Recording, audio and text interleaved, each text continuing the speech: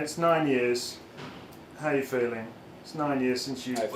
We weren't in the same locker room 9 years ago, were I we? feel much stiffer, older. A lot of things hurts, which didn't hurt back then, and there is a roof which is good, so we're not going to play 3 days. Court is pretty much the same speed.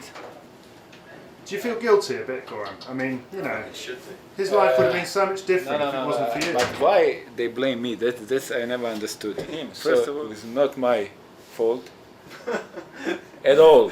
So stop saying that. Do you forgive him, Tim? I mean, you know, it's don't- outrageous behaviour, isn't it? I've always thought he's been an idiot, but you know, I agree with him. It wasn't his fault. It was, yeah. I mean, to be fair, He was just so lucky for 15 days. You know. So.